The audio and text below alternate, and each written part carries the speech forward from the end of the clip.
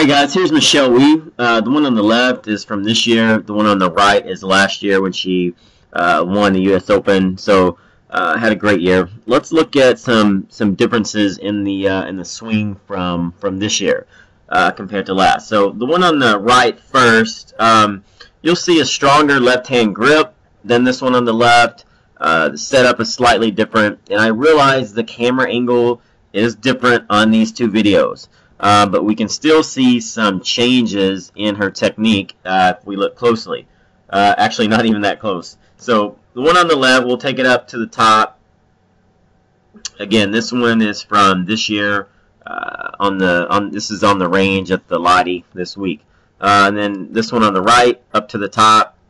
Now, what you're going to see in transition on this one on the right, you're going to see her increase lag. So she's going to make the angle more acute by increasing wrist extension of the right wrist and the left wrist. Radial deviation also increases.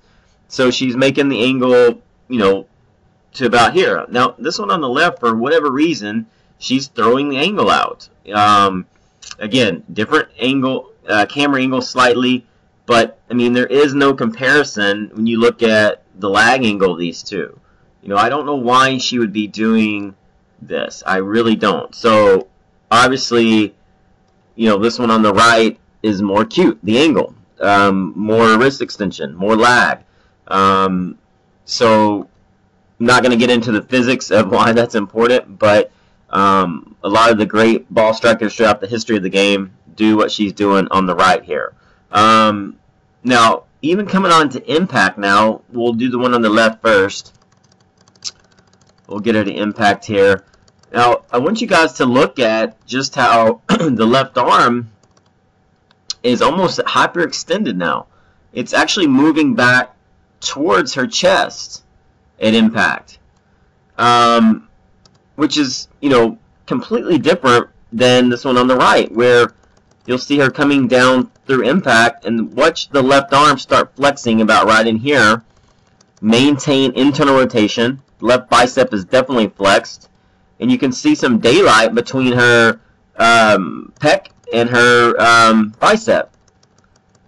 See that right there? So it's moving away from the chest. So we see this arm looking like a legendary swing, right? And then this one is almost hyperextended. So I don't know why she would change from this. Maybe it's unconsciously happening from the the changes in the way her body is moving. I don't know, but again, you can even see more subtle differences if you look at even the footwork.